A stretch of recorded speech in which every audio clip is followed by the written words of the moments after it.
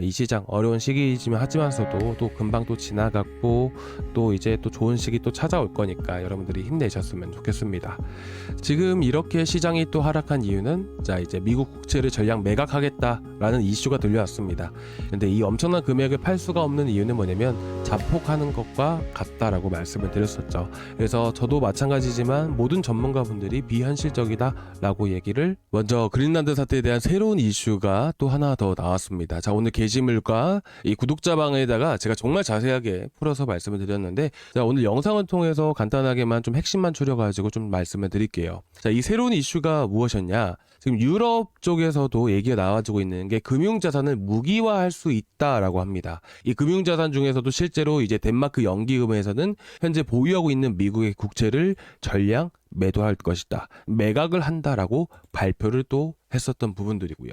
물론 이 매각 물량이라는 게 사실 그렇게 많지가 않습니다. 대략 한 1,500억 원 정도 규모니까 큰 문제가 되진 않아요. 근데 만약에 유럽에서 보유한 전체 자산을 전량 매각을 한다라고 해버리게 된다면 어떻게 될까요? 당연히 금융시장 전체적으로 혼란을 야기하는 수준이 아니고요. 이거는 전체적인 폭락을 야기할 수밖에 없습니다. 폭락이 나올 수밖에 없어요. 그런데다가 지금 이 12조 6천억 달러를 판다라고 했을 때 만약에 저는 이렇게 생각합니다. 정말 비현실적이다, 현실성이 있는 얘기는 아니다라고 생각을 해요. 그 이유 중에 하나가 뭐냐면 유럽이 이 자산을 판다라고 했을 때 예를 들어서 제가 한 40억에서 50억 정도를 엑시인피트를 현재가에 던진다라고 해볼게요. 그 40억 정도 되는 물량을 3,568원에 누군가 받아주지 않는 이상은 이 가격에 절대로 팔 수가 없어요. 제가 여기서 시장가로 던진다라고 했을 때 제가 뭐 100원까지 떨어져 가지고 100원에 팔 수도 있는 거고요. 1,000원에 팔 수도 있는 거예요. 그만큼 이 유럽에서 이 자산을 판다라고 했을 때는 막대한 손실을 안고 판다라는 겁니다. 그렇기 때문에 유럽 쪽에서 매각을 한다라고 했을 때 미국에 가장 먼저 영향을 주기보다는 유럽부터 폭락을 하기 시작을 할 수밖에 없습니다. 어떻게 보면 자폭이나 마찬가지죠. 그래서 저도 마찬가지로 똑같은 생각을 하고 있지만 대부분 전문가분들도 자 이렇게 매각을 할 것이다 라고 하는 부분들은 현실적이지 않다, 비현실적이다 라고 그래서 얘기를 하고 있는 것인데, 자 그러면 앞으로는 또 어떤 흐름들을 우리가 좀 관심 갖고 봐야 될까요?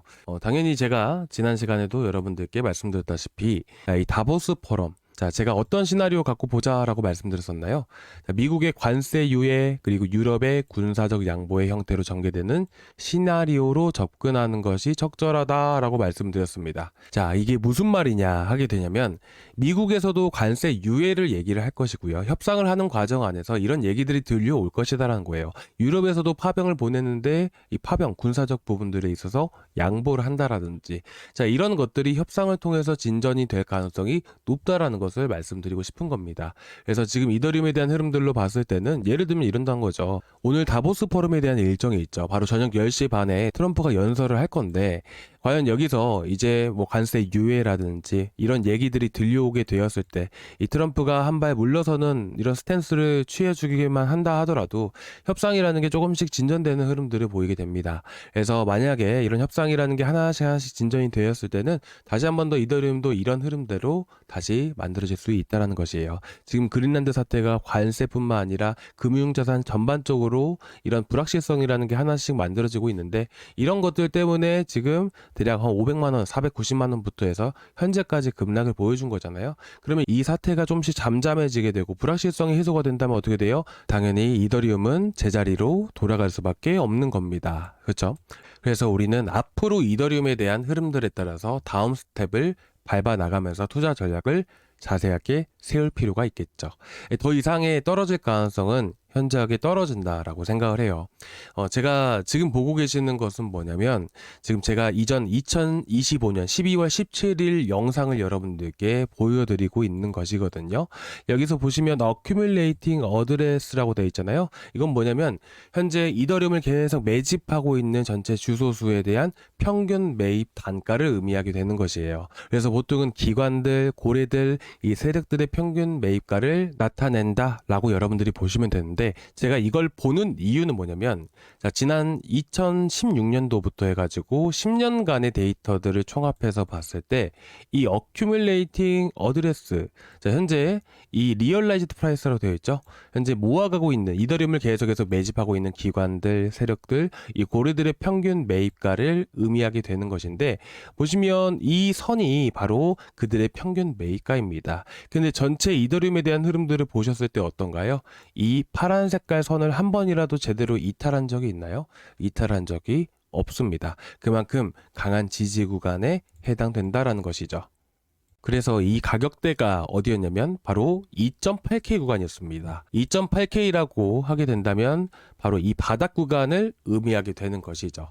자, 지금 보고 계시는 것은 뭐냐면 이더리움의 코인베이스 차트예요. 자, 이더리움 제가 이 원화 마켓으로 해서 한번 보겠습니다. 자, 2.8K 구간이 어딘가요?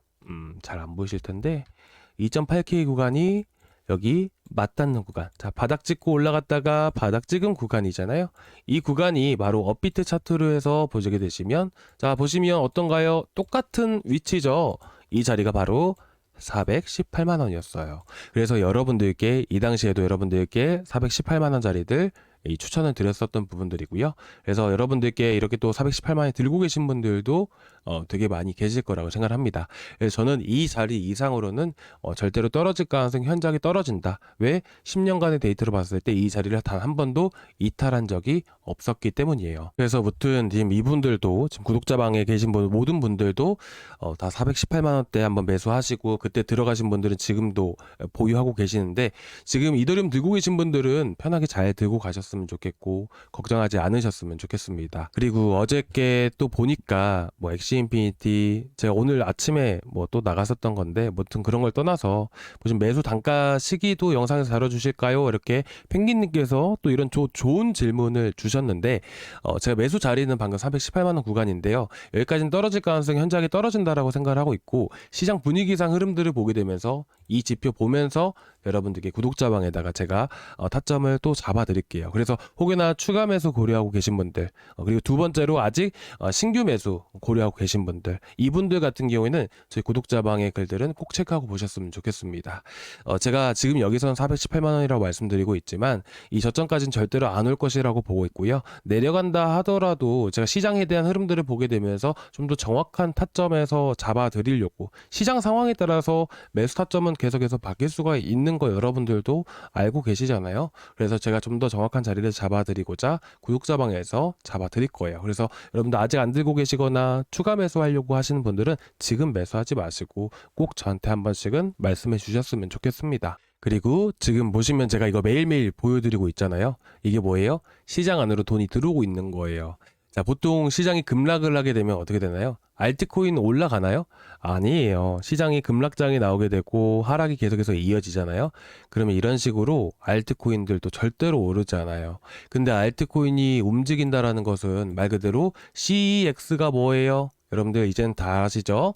여러분들이 쓰고 계시는 거래소예요. 빗썸, 업비트, 바이낸스와 같은 거래소를 중앙화 거래소라고 얘기를 하게 되는데 그 중앙화 거래소를 영어로 CEX라고 합니다. 근데 스테이블 코인이 들어오고 있대요. 그러니까 매수 대기 자금이 계속해서 유입이 되고 있는 거예요. 오히려 떨어지면 떨어질수록 이렇게 매집하고 있는 고래들이 늘어나고 있다는 것이죠. 그래서 이런 시기에는 우리가 이런 코인들로 해서 또 단타한다라고 여러분들이 보셨으면 좋겠어요.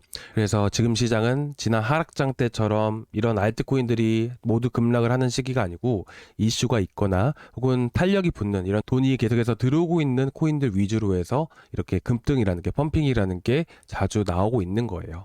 그래서 저 같은 경우도 아침에 이렇게 또 올라갈 수 있는 코인들은 이런 식으로 여러분들께 또 추천을 같이 드리고 있습니다. 그래서 이더리움이라든지 이더리움 또 매매를 하시면서 단타 전략은 어떤 코인으로 하면 좋은지 이런 것들도 자세하게 말씀을 드리고 있으니까 같이 참고해서 보셨으면 좋겠고요. 보니까 또 이제 뭐 단타 주신 걸로 겨우 버팁니다라고 하시는데 힘내시기 바랍니다. 지금 이 시장 또 금방 또 아무렇지 않게 또 지나가고 없을 거예요. 아무튼 그래서 이제 구독자분들은 뭐 다 들어와 계시겠지만 저희 고정 댓글란 보시면 이제 아직 안 들어와 계신 분들은 여기 링크 타고 들어오시면 되세요. 여기 링크를 클릭을 하시면 여기 실시간 소통방 입장 여기 있죠. 이거를 눌러주시고요. 제가 문자로 링크를 전달을 드릴 거예요. 그래서 여러분들이 아침에 또 단타를 드리고 있기 때문에 단타 놓치시지 않게끔 제가 최대한 빠르게 해가지고 바로 문자로 전송을 드립니다. 그러면 이렇게 링크를 드리면 그 링크 타고 들어오시면 지금 보고 계시는 저희 구독자방에 바로 들어오실 수가 있으세요. 그래서 들어오셔가지고 또 내일도 흐름들 보면서 또 단타 할 것들도 찾고 있고 단타 드릴 거니까 이 시장 어려운 시기이지만 하지만서도 또 금방 또 지나갔고 또 이제 또 좋은 시기 또 찾아올 거니까 여러분들이 힘내셨으면 좋겠습니다. 자, 오늘 여기까지 좀 준비를 해왔는데 좀 어떠셨을까요? 조금이나마 도움되셨다면 구독과 좋아요 한 번씩 부탁드리고요. 자, 오늘 내용 다시 한번 더 좀 더 정리를 해서 여러분들께 좀 말씀을 드릴게요. 자, 지금 이렇게 시장이 또 하락한 이유는 자, 이제 미국 국채를 전량 매각하겠다라는 이슈가 들려왔습니다. 근데 이 덴마크는 얼마 되지 않는 금액이지만 유럽 쪽에서는 엄청난 금액이라고 이어지게 돼요. 근데 이 엄청난 금액을 팔 수가 없는 이유는 뭐냐면 자폭하는 것과 같다라고 말씀을 드렸었죠. 그래서 이 물량들을 당장에 엄청난 싼 가격에 어떻게 보면 손해보면서까지 팔아야 되는 부분들이 있고 그렇게 되면 유럽 증시가 먼저 폭락을 할 수가 있기 때문에 몰락을 하는 것은 유럽부터 몰락을 하기 때문에 자폭과도 같다라고 말씀을 드렸습니다. 그래서 저도 마찬가지지만 모든 전문가분들이 비현실적이다라고 얘기를 하고 있는 것이고요. 그래서 지금 이 상황들이 현재 오늘 밤에 다보스 포럼이 예정되어 있고요. 이 다보스 포럼에서 이 트럼프가 어떻게 얘기를 하느냐에 따라서 일단 단기적인 흐름들이 결정될 것 같습니다. 그래서 내일은 제가 이 다보스 포럼에 대해서 나왔던 얘기들을 좀 더 풀어서 쉽게 또 말씀을 드려보도록 하겠습니다. 자, 오늘 여기까지 준비했습니다. 자, 오늘도 끝까지 시청해주셔서 정말 감사드리고요. 다음 시간에 또 뵙도록 하겠습니다. 감사합니다.